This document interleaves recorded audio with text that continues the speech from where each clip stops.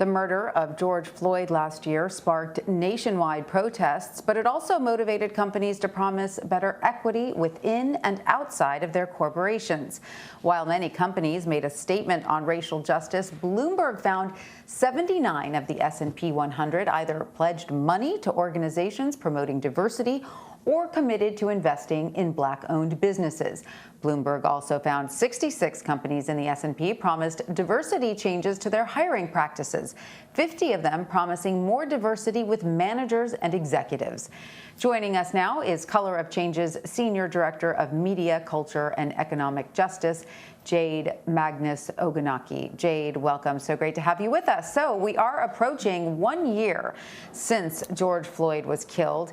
In the wake of his death, dozens of companies announced support of the Black Lives Matter movement and promised some sort of change. What kind of progress has been made in this past year, and have these companies lived up to their promises? Thank you so much for having me on today, Tanya. My name is Jade Magnus Ogunnaike. I'm a Senior Campaign Director at Color of Change. We are the nation's largest racial justice organization with over 7 million members. And we design campaigns strategic enough to make systemic change. You know, what we see, the major shift that we've seen over the past year from corporations is largely narrative. In 2013, when Trayvon Martin was killed, it would have been impossible for a large corporation like Home Depot or Amazon or McDonald's to say that Black Lives Matter.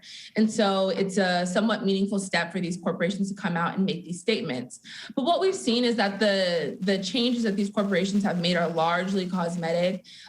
Making donations is fine, great, but it's a large contrast to actually what goes on inside these corporations, which is incredible pay disparity between the people at the top and the people at the bottom, who are disproportionately Black people and low-income people.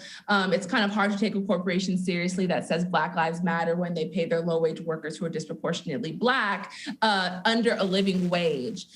So, you know, we see companies like Amazon and Google, you know, make pledges to donate money, which is fine, but ultimately what we know is that these corporations are large structures and organizations that need to make internal shifts in a really, really big way. And so one of the demands that Color of Change has consistently is that these corporations conduct racial equity audits to look at all of the ways that discrimination and bias show up on every level of their company. Again, most of the changes have been largely cosmetic and not truly meaningful. All right. So, Jade, according to a diversity study by Blendor, tech companies that made solidarity statements had 20% fewer Black employees than companies that didn't. What do you think is driving that imbalance? Yeah, I mean, the truth of the matter is that corporations are prey to the same systemic issues that, you know, mainly every other structure in this country is prey to, you know, but particularly when you look at tech companies, we see massive disparities in race, you know, partly because, you know, you look at a company like Google, which over the past year has had like a story every single day of an employee being treated poorly because of race or because of gender. And particularly what we look at is that, you know, there's a massive culture problem at these organizations and these corporations. You know, again, a lot of these corporations have pathways to promotion or employment for a very small percentage of Black people. You know, what we know overall is that large corporations like Google, large corporations like Home Depot, what we really need is pathways to employment for Black people who may not have college degrees. We need pathways to employment for people in general who don't have college degrees. That's the real way that we're going to make a shift internally with these companies. And what we know is that these corporations talk the talk, but they don't walk the walk. One great example is that Google, you know, currently Color Change is demanding that Google release a racial equity audit or conduct a racial equity audit. And what we found is that Google said that Black Lives Matter, but they had a algorithm decision made where last summer on YouTube, for example, you couldn't search Black Lives Matter. So what we see is that these companies are largely just talking and not really walking. In order for corporations to really, really make a big shift and make a big change and put, you know, life behind their words, they have to believe that Black lives don't only matter in death, but also matter in life.